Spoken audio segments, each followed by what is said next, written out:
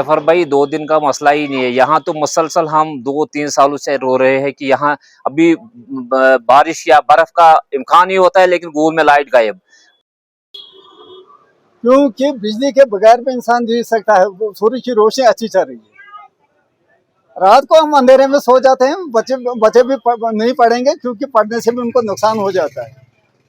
क्योंकि यहाँ स्कूलों में ना खान ही होता है, लेकिन गूल में लाइट गायब। इसमें सबसे बड़ा कसूर जो है वो है जो रामबन में हमारे पीडीडी वाले डिपार्टमेंट के लोग बैठे हैं। वो मंसूर जे साहब जो है, खास करके वो जो देख रहे हैं इसको एलटी लाइन को, वो तो हमने कभी ना गूल में देखा। और मेरी गुजारिश रहेगी डीसी साहब से और एसडीएम साहब से, हमने पहले भी रिक्वेस्ट की थी कि यहाँ कुछ लोग हैं जो बराए नाम है, जो काम डेली वेजर से करवाते हैं और अपनी तनख्वाहें लाख लाख 1.5 लाख ले रहे हैं, लेकिन वो घर से ही बैठ के इंस्ट्रक्शन दे रहे हैं और जब वो खुद कोई मायना खुद लाइन का नहीं कर रहे हैं। और यहाँ जो एलटी लाइन लगी है रेलवे के लिए, हमें पुरजोर गुजारिश है डीसी साहब से और एमएलए साहब से भी गुजारिश करते हैं, और जितने भी सियासी हमारे यहाँ या सोशल एक्टिविस्ट है, हमारी अंजुमन है, उनसे गुजारिश है कि जो रेलवे के लिए लाइन आई है हमें उससे कनेक्ट कर दीजिए, ताकि संगलदान और गूल की प्रॉब्लम हल हो जाएगी। उस पर कोई लोड नहीं उतना होगा। और यहाँ जो लोग रो रहे हैं पावर के बगैर, बाजार के अंदर देखो हालत क्या है, हॉस्पिटल के अंदर लोगों के टेस्ट होने थे, वो लोग रो रहे हैं। और कुछ दफ्तरों में सोलर सिस्टम लगा है, उन अफसरों को कुछ नहीं दिख रहा है, लेकिन गरीब जो इस वक्त रो रहे हैं, जिन बच्चों ने फार्म भरने थे, जिन बच्चों के ऑनलाइन डॉक्यूमेंट्स थे, जिन लोगों के बच्चों के फार्म भरने थे एडमिशन के लिए, एग्जामिनेशन के लिए, और टेंडर सिस्टम में कुछ लोगों ने टेंडर डालने थे, कुछ सेंसिस का जो सिस्टम है इस वक्त सेंसिस चल रहा है, वो लोग भी परेशान है। मेरी पुरजोर गुजारिश है डीसी साहब से और खास करके एसडीएम साहब से कि वो मंसूर जे साहब जो है उसको बुलाया जाए। वो हमेशा ना यहाँ आता है, 26 जनवरी और 15 अगस्त के दिन तो बड़े ऑफिसर यहाँ आते हैं और उसके बगैर नहीं दिखते। और लोगों से भी गुजारिश है, मेले में आप लोग हजारों की तादाद में गए, आपके बच्चे स्कूल में दरबदर है, आपके बच्चे हॉस्पिटल में दरबदर है, आपके बच्चे हर जगह दरबदर है। यहाँ कुत्तों की बौछार है, यहाँ बंदर डाले गए, लेकिन आप लोगों को कोई टेंशन नहीं, आप सोए हुए हैं। खुदा रहा आप लोग जाग जाइए, और अगर ऐसे हालात रहे तो एक पुरजोर यहाँ प्रोटेस्ट होगा और उसमें हजारों, वहां ऐसा प्रोटेस्ट नहीं होगा। मेरी गुजारिश रहेगी जो सोशल एक्टिविस्ट है, पॉलिटिकल लोग है, जब आपने कोई एहतजाज करना है तो कम से कम 1 हफ्ते का आप उसमें टाइम दीजिए और सारे लोग मिलजुल के, तमाम पार्टीज के लोग ऐसा प्रोटेस्ट करेंगे कि एक ही बार दर्द भी खत्म हो जाएगा, लाठी भी बचे और सांप भी मरे। और जो मुलाजिम यहाँ बैठे हुए हैं, ये खाली डिस्ट्रिक्ट एडमिनिस्ट्रेशन को गुमराह करते हैं और गलत बयानबाजी करते हैं। मेरी गुजारिश रहेगी डीसी साहब से कि अगर आप लोग हमसे एक्सेस किराया ले रहे हैं तो कम से कम रोड साइड पे आप मालछुटा भी हमारे लिए बचा है। आज से 30 साल 20 साल 10 साल पहले हमारे लिए अच्छी सर्विस प्रोवाइड थी, और आज लोग रो रहे हैं, अभी बारिश का एक कतरा भी नहीं गिरता है, बोलते हैं मालछुटा में, और पुराने फोटो डालते हैं।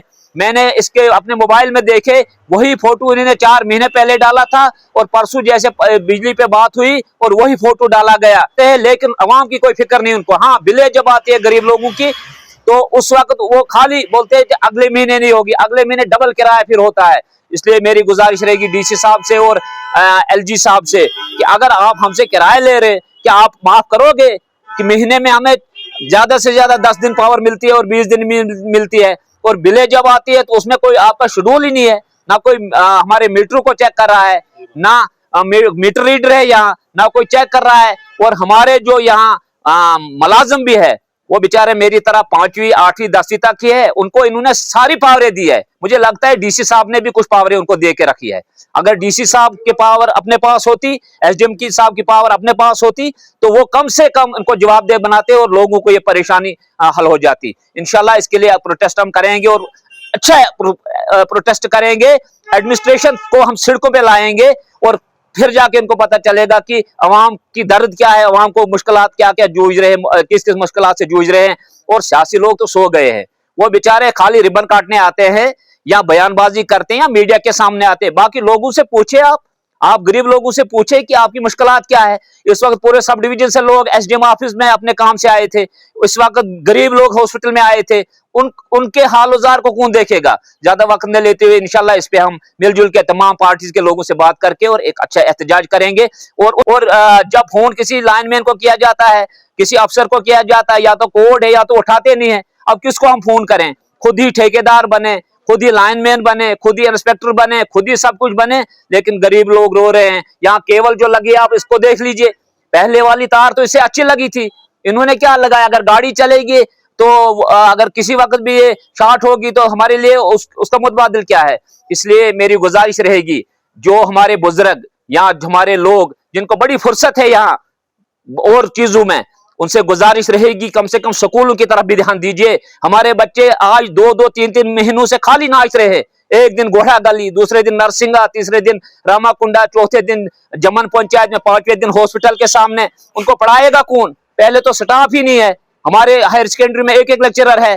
तो कम से कम लोगों को भी जाग जाना चाहिए, पार्टी को बालाए ताक रख के जो हक की बात है उसके साथ खड़ा होना चाहिए। इंशाल्लाह रहमान इसके लिए हम एक डेपुटेशन एलजी साहब के पास भी जाएंगे, डीसी साहब से भी बात करेंगे और हमें वजीर आला से मिलना पड़े, क्योंकि उतने कमजोर तो हम हैं नहीं जितने ये समझते हैं। कुछ मुलाजमों को बोरी बिस्तरा बंधवाएंगे इंशाल्लाह अगर जिंदा रहे, क्योंकि जब उनको अवाम की फिक्र नहीं तो हमें भी उनकी यहाँ कोई जरूरत नहीं है। क्योंकि यहाँ स्कूलों में ना स्टाफ है ना कुछ है। हायर सेकेंडरी में देखे कितना स्टाफ है, कॉलेज में देखे कितना स्टाफ है, दूसरे स्कूलों में देखे कितना स्टाफ है। उससे बेहतर है बच्चों को अंधेरे में रखना। बिजली के बगैर जरा उन ऑटो वालों से पूछे उनकी हालत क्या है। लाइट 2-3 दिन से बंद है, उनसे पूछे उनकी हालत क्या है। बैंक वाले उनको छोड़ेंगे?